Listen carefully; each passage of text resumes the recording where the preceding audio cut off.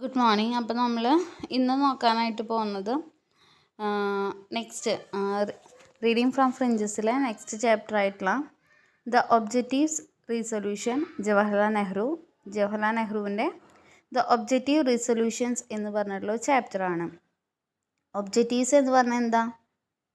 ലക്ഷ്യങ്ങൾ, അല്ലെങ്കിൽ മറ്റൊരു വാക്ക് എയിംസ് എന്ന് പറയാം. നമ്മുടെ ലക്ഷ്യങ്ങൾ എന്നാണ് അതിൻ്റെ മീനിങ്. റീസൊല്യൂഷൻ എന്ന് പറഞ്ഞു കഴിഞ്ഞാൽ പ്രമേയം, പല ലക്ഷ്യങ്ങൾക്ക് വേണ്ടിയിട്ട് നമ്മൾ പാസ്സാക്കുന്ന ഒരു പ്രമേയം.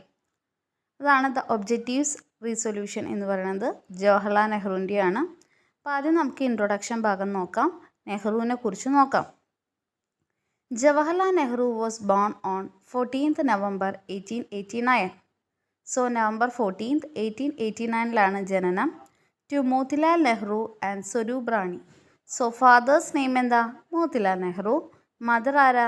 സ്വരൂപ് റാണി. എവിടെയാണ് ജനിക്കുന്നത്? At Anand Bhavan in Allahabad. Okay. His father Motilal Nehru was a prominent lawyer. വലിയ അറിയപ്പെടുന്നൊരു വക്കീലായിരുന്നു അച്ഛൻ. Nehru's family was affluent thanks to his father's legal practice. So അത്യാവശ്യം നല്ല ധനിക കുടുംബത്തിൽ ഇനിയാണ് ആര് ജനിക്കുന്നത്? ജവഹർലാൽ നെഹ്റു ജനിക്കുന്നത്. ഈ ആനന്ദ് ഭവൻ എന്ന് പറയുന്നത് ഒരു കൊട്ടാരം പോലെയൊക്കെ തന്നെയാണ്. ഇപ്പോൾ അതൊരു മ്യൂസിയമാണ്. Nehru was educated in England at Trinity College, Cambridge. So ഇംഗ്ലണ്ടിലെ ഏറ്റവും വലിയ കോളേജായിട്ടുള്ള ട്രിനിറ്റി കോളേജ് കാംബ്രിഡ്ജിലാണ് അദ്ദേഹം പഠിച്ചത്. ഹി റെഡ്, അവിടെ എന്തൊക്കെയാണ് പഠിച്ചത്? പൊളിറ്റിക്സ്, രാഷ്ട്രീയം, എക്കണോമിക്സ്, സാമ്പത്തിക ശാസ്ത്രം, ലിറ്ററേച്ചർ, സാഹിത്യം, ആൻഡ് ഹിസ്റ്ററി, ചരിത്രം, ഇതൊക്കെ പഠിച്ചു. ലേറ്റർ ഹി സ്റ്റഡീഡ് ലോ, പിന്നെ നിയമം പഠിച്ചു. And become A lawyer, വക്കീലായി. After some time, കുറച്ച് കഴിഞ്ഞപ്പോൾ he quit the lawyers profession, വക്കീലിൻ്റെ ജോലി വേണ്ട എന്ന് വെച്ചു. Nehru was influenced by Mahatma Gandhi. മഹാത്മാഗാന്ധിയുടെ പല കാര്യങ്ങളും ഒരുപാട് പ്രചോദനം ഉൾക്കൊണ്ടു Nehru. He took an active part in freedom struggle. സ്വാതന്ത്ര്യ സമരത്തിന് വേണ്ടിയിട്ട് അദ്ദേഹം ആക്റ്റീവായിട്ട് പാർട്ടിസിപ്പേറ്റ് ചെയ്തു. He was in the four front of various movements.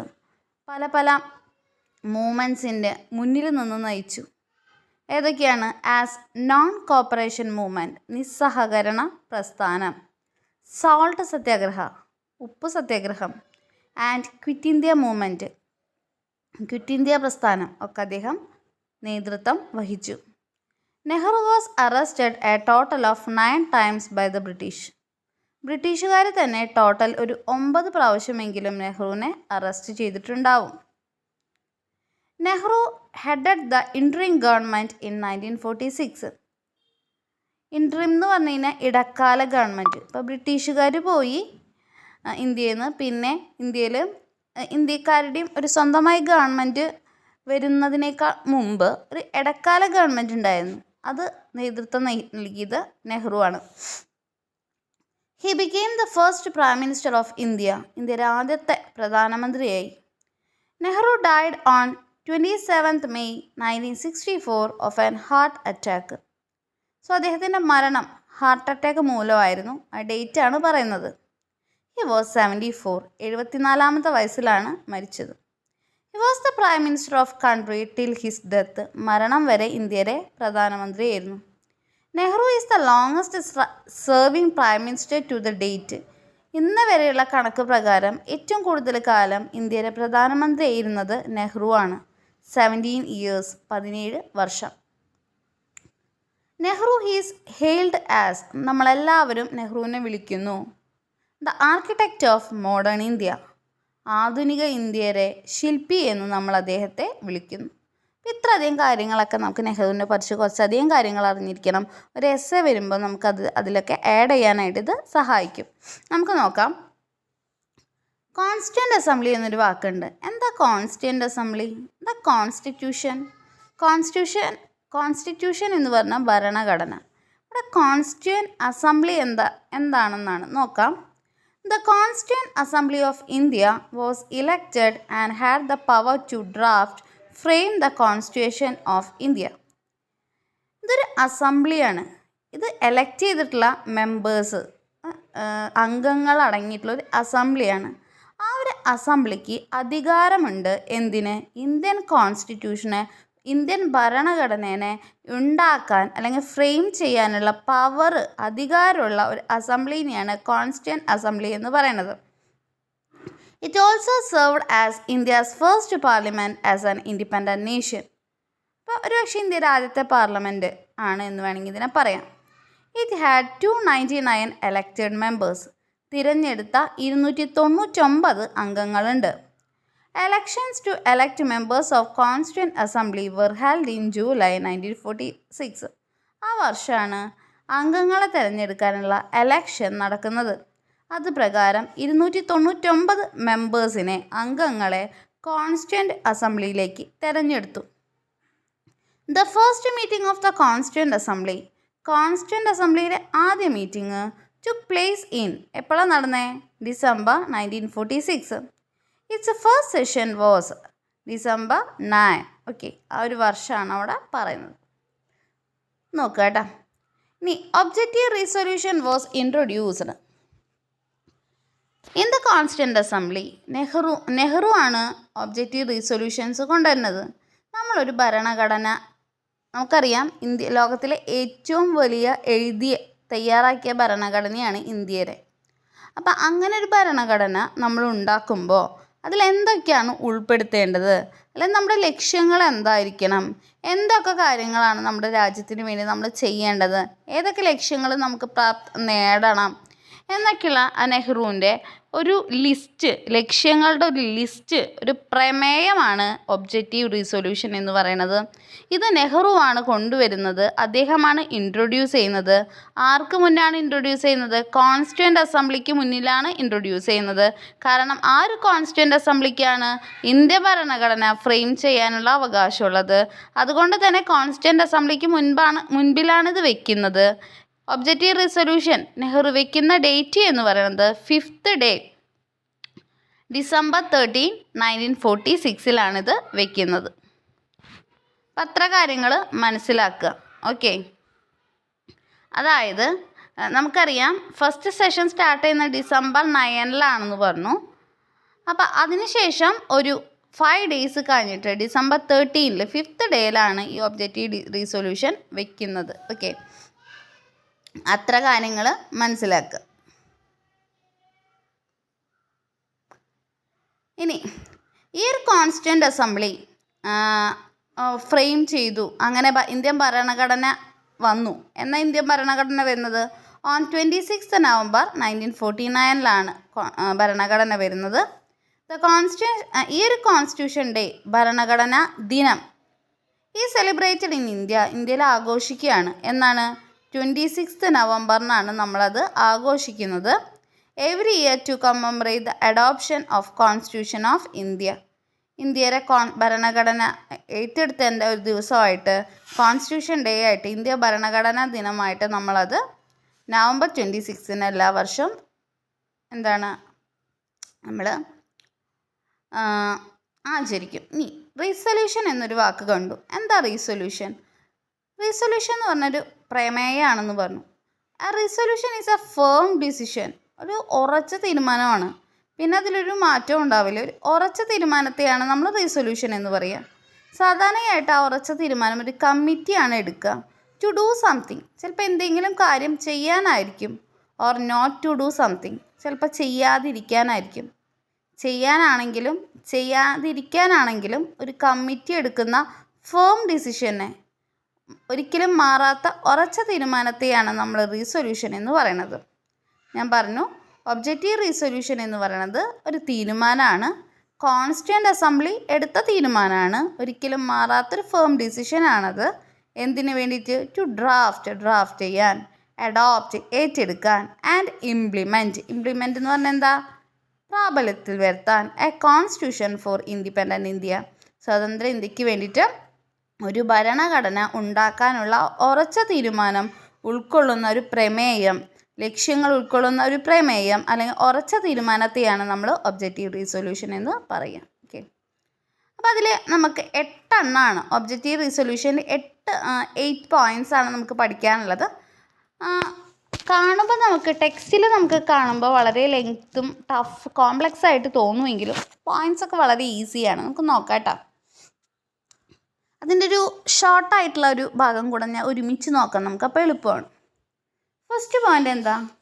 ഈ പോയിൻറ്റ്സ് ഒക്കെ കൃത്യമായിരിക്കണം, കാരണം അത് എസ്സേ ആയിട്ട് ചിലപ്പോൾ ചോദിക്കാം.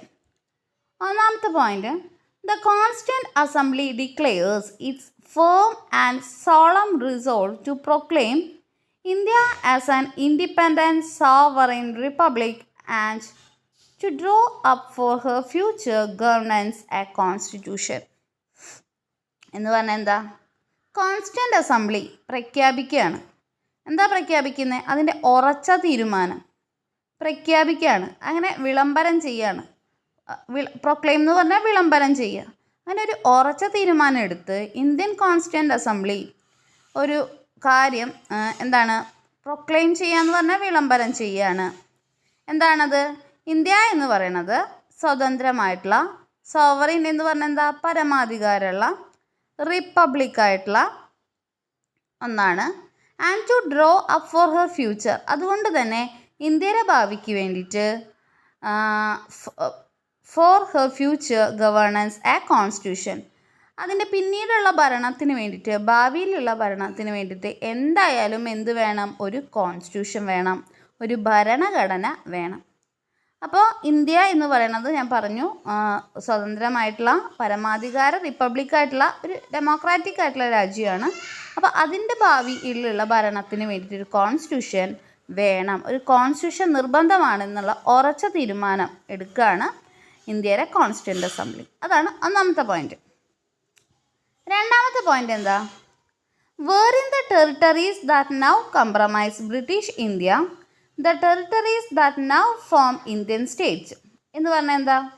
ഇപ്പോൾ ബ്രിട്ടീഷ് ഇന്ത്യയുടെ ഭാഗമായിട്ടുള്ള പ്രദേശങ്ങളൊക്കെ, ടെറിട്ടറീസൊക്കെ ഇനി എന്തിൻ്റെ ഭാഗമായിട്ട് മാറും? ഇന്ത്യൻ സംസ്ഥാനങ്ങളായിട്ട് മാറും. ബ്രിട്ടീഷിൻ്റെ കീഴിലുള്ള ടെറിട്ടറീസ്, സ്ഥലങ്ങളൊക്കെ ഇനി ഇന്ത്യൻ സംസ്ഥാനങ്ങളായിട്ട് മാറും. And such other parts of India as are outside British India and the states as well as such other territories as we are willing to be constituted into independent sovereign India. ഇനി British ഇന്ത്യക്ക് പുറത്ത് ഉണ്ടായിരുന്ന അത് ആ പ്രദേശങ്ങൾ കൂടി ഇന്ത്യയിൽ ചേരാൻ താല്പര്യം ഉണ്ടെങ്കിൽ അതിനെയും കൂടെ ഉൾപ്പെടുത്തും. അങ്ങനെ അത് എന്താ പറയുക, സ്വതന്ത്ര പരമാധികാര ഇന്ത്യയുടെ ഭാഗമായിട്ട് ഇത് മാറും. അങ്ങനെ ബ്രിട്ടീഷ് ഇന്ത്യയുടെ കീഴിലുണ്ടായിരുന്ന ഓരോ ടെറിട്ടറിയിലും ഇന്ത്യൻ സംസ്ഥാനങ്ങളായിട്ട് മാറും, ഇന്ത്യയുടെ സംസ്ഥാനങ്ങളായിട്ട് മാറും. Shall be A union of them, എല്ലാം കൂടെ നമ്മൾ ഒരുമിച്ച് നിൽക്കണം. എല്ലാ സ്റ്റേറ്റുകൾ അല്ലെങ്കിൽ എല്ലാ ടെറിട്ടറീസിനും കൂടെ നമ്മൾ എന്തെന്ന് വിളിക്കും? ഇന്ത്യൻ യൂണിയൻ എന്ന് വിളിക്കും. എല്ലാം കൂടെ ഇന്ത്യൻ യൂണിയൻ എന്ന് വിളിക്കും. അതാണ് രണ്ടാമത്തെ പോയിന്റ്. മൂന്നാമത്തെ നോക്കിയേ, wherein the said territories, whether with their present boundaries or with such others as may be determined by the Constituent Assembly and thereafter according to the law of the Constitution, shall possess and retain the status of autonomous units together with residuary powers and exercise all powers and functions of government and the administration save and except such powers and functions as vested in or assigned to union or as are inherent or implied in the union or resulting therefrom and. ഒരു വളരെ lengthy ആയിട്ടുള്ളൊരു പോയിൻ്റാണ്, പക്ഷെ പേടിക്കേണ്ട, അതിലൊറ്റ പോയിൻ്റേ ഉള്ളൂ. നേരത്തെ പറഞ്ഞു എല്ലാം എന്തിന് കീഴിലായിരിക്കും? എല്ലാ സ്റ്റേറ്റുകളും എല്ലാ ടെറിട്ടറീസും ഇന്ത്യൻ യൂണിയന് കീഴിലായിരിക്കും എന്ന് പറഞ്ഞു. ഈ ഒരു പോയിന്റിൽ പറയുന്നത് ഇന്ത്യൻ യൂണിയൻ്റെ കീഴിലാണ് ഓരോ സ്റ്റേറ്റുകളെങ്കിലും, ശ്രദ്ധിക്കുക, ഇന്ത്യൻ യൂണിയന് കീഴിലാണ് ഓരോ സംസ്ഥാനം എങ്കിലും ഓരോ സംസ്ഥാനങ്ങൾക്കും ആ സംസ്ഥാനത്തിൻ്റെ കാര്യങ്ങളിൽ തീരുമാനം എടുക്കാനുള്ള പൂർണ്ണ അവകാശമുണ്ട്. ഓരോ സംസ്ഥാനങ്ങൾക്കും, ഇപ്പോൾ കേരള സംസ്ഥാനമാണെങ്കിൽ കേരള മുഖ്യമന്ത്രിക്ക് കേരളത്തിൻ്റെ കാര്യങ്ങളിൽ തീരുമാനം എടുക്കാനുള്ള അവകാശമുണ്ട്. പിന്നെയും ഒന്നോ രണ്ടോ അന്തിമ തീരുമാനം മാത്രമാണ് ഇന്ത്യൻ ഗവൺമെൻറ് അല്ലെങ്കിൽ സെൻട്രൽ ഗവൺമെൻറ് എടുക്കുക. പക്ഷേ അല്ല എങ്കിൽ ബാക്കിയുള്ള എല്ലാ കാര്യങ്ങളിലും തീരുമാനമെടുക്കാനുള്ള അവകാശം ഓരോ സ്റ്റേറ്റിനുമുണ്ട് എന്നാണ് മൂന്നാമത്തെ പോയിന്റ് പറയുന്നത്. ഓക്കെ. നാലാമത്തത്, wherein all power and authority of the sovereign independent India, its constituent parts and organs of the government are derived from people. ഇന്ത്യയിലെ എല്ലാ അധികാരങ്ങളും അതുപോലെ തന്നെ അതോറിറ്റി അവകാശങ്ങളും അധികാരങ്ങളും ഓഫ് സോവറിൻ ഇൻഡിപെൻഡൻറ്റ് ഇന്ത്യ പരമാധികാര ഇന്ത്യയുടെ എല്ലാ പവറുകളും അതോറിറ്റിയും ഇറ്റ്സ് കോൺസ്റ്റൻ്റ് ആയിട്ടുള്ള പാർട്സും ഓർഗാൻസ് ഓഫ് ദ ഗവൺമെൻറ്റും എല്ലാം ജനങ്ങളിൽ നിക്ഷിപ്തമായിരിക്കും. എല്ലാത്തിൻ്റെ അധികാരവും ജനങ്ങൾക്ക് ഉണ്ടായിരിക്കും. കാരണം എന്താ, ഇന്ത്യ എന്ന് പറയുന്നത് ഒരു ഡെമോക്രാറ്റിക് കൺട്രിയാണ്, ജനാധിപത്യ രാജ്യമാണ്. അപ്പോൾ ജനങ്ങൾക്ക് പ്രാധാന്യം ഉണ്ടായിരിക്കുമെന്നാണ് നാലാമത്തെ പോയിന്റ്. അഞ്ചാമത്തെ നോക്കുക, wherein shall be guaranteed and secured to all the people of India the justice, social, economic and political, equality of status of opportunity and before the law, freedom of thought, expression, belief, faith, worship, vocation, association and action, subject to the law and public morality, etc. ഇന്ത്യയിലെ ജനങ്ങൾക്ക് ഭരണഘടന നൽകുന്ന ഗ്യാരണ്ടിയാണ്, നൽകുന്ന ഉറപ്പുകളെക്കുറിച്ചാണ് അഞ്ചാമത്തെ point പറയുന്നത്. ഇന്ത്യയിലെ ജനങ്ങൾക്ക് ഇന്ത്യൻ ഭരണഘടന നൽകുന്ന ഗ്യാരണ്ടി അല്ലെങ്കിൽ ഉറപ്പ് എന്തൊക്കെയാണ്? ജസ്റ്റിസ്, നീതി ന്യായം നടപ്പിലാക്കും. സാമൂഹ്യപരമായിട്ടും സാമ്പത്തികപരമായിട്ടും രാഷ്ട്രീയപരമായിട്ടുള്ള ജസ്റ്റിസ്, എന്താ പറയുക, നീതി. ദെൻ ഇക്വാലിറ്റി ഓഫ് സ്റ്റാറ്റസ്, എല്ലാവരെയും ഒരുപോലെ കാണുക. ഓഫ് ഓപ്പർച്യൂണിറ്റി, എല്ലാവർക്കും ഒരേപോലെ അവസരങ്ങൾ ലഭിക്കുക. ആൻഡ് ബിഫോർ ദ ലോ, നിയമത്തിന് മുൻപിൽ എല്ലാവരും തുല്യവാന്മാരായിരിക്കും. ഫ്രീഡം ഓഫ് തോട്ട്, എല്ലാവർക്കും സ്വതന്ത്രമായി ചിന്തിക്കാനുള്ള അവകാശമുണ്ട്, സ്വാതന്ത്ര്യമുണ്ട്. എക്സ്പ്രഷൻ, പ്രകടമാക്കാനുള്ള ഫ്രീഡം ഉണ്ട്. ബിലീഫ്, വിശ്വാസം. ഫെയ്ത്ത്, വർഷിപ്പ്, ആരാധന ഒക്കെ സ്വന്തം ഇഷ്ടപ്രകാരം ചെയ്യാം. വൊക്കേഷൻ, ഇഷ്ടമുള്ള ജോലി തിരഞ്ഞെടുക്കാം. അസോസിയേഷൻ, ആരുമായിട്ട് വേണമെങ്കിലും കൂട്ടുകൂടാം. ആൻഡ് ആക്ഷൻ, പ്രവൃത്തികളും. Subject to the law and public morality, എല്ലാം നമുക്ക് നമ്മുടെ ഇഷ്ടത്തിനൊക്കെ ചെയ്യാം, എല്ലാത്തിനും ഫ്രീഡം ഉണ്ട്. പക്ഷേ അത് പബ്ലിക്കിന്, സമൂഹത്തിന് പ്രശ്നമൊന്നും ഉണ്ടാക്കുന്നതും ആവാൻ പാടില്ല. അങ്ങനെ ഇന്ത്യൻ കോൺസ്റ്റിറ്റ്യൂഷൻ ഇന്ത്യയിലെ ജനങ്ങൾക്ക് നൽകുന്ന ഗ്യാരണ്ടിയാണ്, ഉറപ്പാണ് അഞ്ചാമത്തെ പോയിന്റ്. ആറാമത്തെ point, wherein adequate safeguards shall be provided for minorities, backward and tribal areas and depressed and other backward classes. അതേസമയം സുരക്ഷ ഉറപ്പുവരുത്തണം. ആരുടെയൊക്കെ? മൈനോറിറ്റീസിൻ്റെ, പിന്നോക്ക വിഭാഗത്തിൻ്റെ. ബാക്ക്വേർഡ്, പിന്നോക്ക സമുദായത്തിൻ്റെ. ട്രൈബൽ ഏരിയാസ്, ഗോത്ര വിഭാഗം. ആൻഡ് ഡിപ്രസ്ഡ്, താഴ്ന്ന രീതിയിൽ കിടക്കുന്നവരുടെ. ആൻഡ് അതർ ബാക്ക്വേർഡ് ക്ലാസ്സസ്, മറ്റ് താഴ്ന്ന ക്ലാസ്സസിനും ഒക്കെ സേഫ് ഗാർഡ്, സുരക്ഷ ഉറപ്പുവരുത്തണം. ഏഴാമത്തെ point, whereby shall be maintain the integrity of territory of the republic and its sovereign rights on the land, sea and air according to justice and law of civilized nation. ഒരു integrity, ഇന്ത്യയിൽ ഒരുപാട് territories ഉണ്ട്, civilisation ഉണ്ട്, ഒക്കെ ഉണ്ടെങ്കിലും ഒരു integrity എന്ന് പറഞ്ഞാൽ എന്താ, എല്ലാവരും ഒന്നാണെന്നുള്ളൊരു മനോഭാവം എപ്പോഴും നമുക്ക് മെയിൻറ്റെയിൻ ചെയ്യാനായിട്ട് സാധിക്കണം. Eighth and last point, this ancient land attain its rightful and honored place in the world. ഈ ഏൻഷ്യൻ്റ് ലാൻഡ് എന്നോട് ഉദ്ദേശിക്കുന്നത് ആരെയാ? ഇന്ത്യനെ. ഒരുപാട് പാരമ്പര്യമുള്ള പുരാതനമായിട്ടുള്ള രാജ്യമാണ് ഭാരതം, ഇന്ത്യ. ആ ഇന്ത്യക്ക് അതിൻ്റേതായ എല്ലാ അവകാശങ്ങളും കിട്ടണം. ലോകത്തിന് മുൻപ് അതെന്നും ബഹുമാനിക്കപ്പെടണം. And make it full and willing contribution, അതിന് നൽകാൻ സാധിക്കണം, ഇന്ത്യക്ക് നൽകാൻ സാധിക്കണം. ലോക സമാധാനത്തിന് വേണ്ടിയിട്ട് കാര്യങ്ങൾ ചെയ്യാനായിട്ട് ഇന്ത്യക്ക് സാധിക്കണം. ആൻഡ് വെൽഫെയർ ഓഫ് മാൻകൈൻഡ്, മനുഷ്യരാശിയുടെ നന്മയ്ക്കും ലോക സമാധാനത്തിനും വേണ്ടിയിട്ട് കോൺട്രിബ്യൂട്ട് ചെയ്യാൻ, സംഭാവന നൽകാനായിട്ട് ഇന്ത്യക്ക് സാധിക്കണം. അപ്പോൾ ഇതാണ് 8 പോയിൻറ്റ്. ഇതിൻ്റെ കുറച്ചും കൂടെ എളുപ്പത്തിലുള്ളൊരു സമ്മറി ഞാനിവിടെ തന്നിട്ടുണ്ട് ഈ 8 പോയിൻറ്റിൻ്റെ. അതൊന്ന് ജസ്റ്റ് വായിച്ച് നോക്കാം. 1, India is an independent sovereign republic. India എന്ന് പറയുന്നത് പരമാധികാര രാജ്യമാണ്, റിപ്പബ്ലിക്കാണ്. അതുകൊണ്ട് തന്നെ it should have A written constitution. അതിന് എഴുതിപ്പെട്ടിട്ടുള്ള ഒരു ഭരണഘടന ആവശ്യമാണ്. ഫസ്റ്റ് പോയിന്റ് കേട്ടോ. Second one, India shall be a union of erstwhile British Indian territories. Indian states and Indian states are willing to be a part of union. എല്ലാം Indian യൂണിയൻ്റെ കീഴിൽ ആയിരിക്കണം. മൂന്നാമത്തെ point, the territory shall be autonomous units. ഓരോ സ്റ്റേറ്റിനും സ്വന്തമായിട്ട് ഭരിക്കാനുള്ള അവകാശം വേണം. And exercise all powers except those vested in the union. യൂണിയന് കൊടുത്തിട്ടുള്ള ചില പവേഴ്സ് ഒഴിച്ച് ബാക്കിയുള്ള എല്ലാ അധികാരങ്ങളും ഓരോ സ്റ്റേറ്റിനും വേണം. Fourth point, all powers and authority of sovereign and independent India shall come from the people. എല്ലാ അധികാരവും ജനങ്ങൾ നിക്ഷിപ്തമായിരിക്കണം. Fifth point, all citizen should be guarantee. ഉറപ്പ് നൽകണം. എന്തൊക്കെയാണ്? സോർട്സ് ഓഫ് ജസ്റ്റിസ്, നീതി, ഇക്വാലിറ്റി, സമത്വം, ഫ്രീഡം, സ്വാതന്ത്ര്യം, subject to law and public morality. ആറാമത്തെ പോയിന്റ്, ദ മൈനോറിറ്റീസ്, ബാക്ക്വേർഡ് ആയിട്ടുള്ള ട്രൈബൽ ക്ലാസസിനെയൊക്കെ സേഫ് ഗാർഡ് സംരക്ഷിക്കണം. Seventh point, the territorial integrity, ഒത്തൊരുമ, കൂട്ടായ്മ ഇമ്പോർട്ടൻ്റ് ആണ്. അത് ലാൻഡിലാണെങ്കിലും കരയിലാണെങ്കിലും സീ കടലിലാണെങ്കിലും എയർ ആകാശത്തിലാണെങ്കിലും ഒരേപോലെ മെയിൻറ്റെയിൻ ചെയ്യാൻ പറ്റണം. India would contribute to the promotion of world peace and welfare of mankind. ഇന്ത്യക്ക് സംഭാവന നൽകാൻ പറ്റണം ലോക സമാധാനത്തിനും അതുപോലെ തന്നെ മനുഷ്യരാശിയുടെ നന്മയ്ക്കും.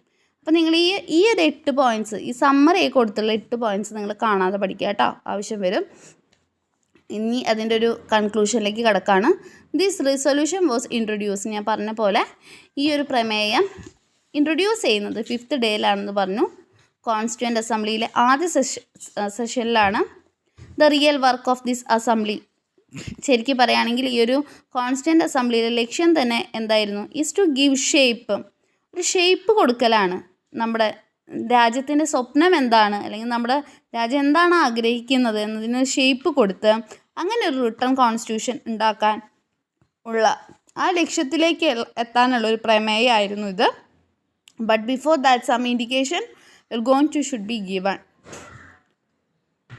ഈ ഒരു സ്പിരിറ്റ് ആയിരുന്നു റീസൊല്യൂഷന് ബിഹൈൻഡ് ആയിട്ടുള്ളത്. Nehru suggest that House passed their resolution, objective resolution, not by just raising their hands but by standing up and thus taking the pledge, a fresh pledge എടുത്തുകൊണ്ട്. അതിന് കൺക്ലൂഷനിലേക്ക് കിടക്കാം. ഒബ്ജക്റ്റീവ് റെസൊല്യൂഷൻ കണ്ടെയ്ൻ, കാണാതെ പഠിച്ചോ, the guiding principles of constitution that was going to be. ഈ ഒരു ഭരണഘടനയെ നയിക്കുന്ന principles എന്തായിരിക്കുമെന്നാണ് ഇന്ത്യൻ കോൺസ്റ്റിറ്റ്യൂഷൻ പറയുന്നത്. It provides the foundation for India's constitution. അത് ഇന്ത്യൻ ഭരണഘടനയുടെ അടിസ്ഥാനമായിട്ട് മാറുകയും ചെയ്തു. ഓക്കെ, അപ്പോൾ ഇത്ര കാര്യങ്ങളാണ്. ഇവിടം വരെ നല്ലപോലെ പഠിക്കുക.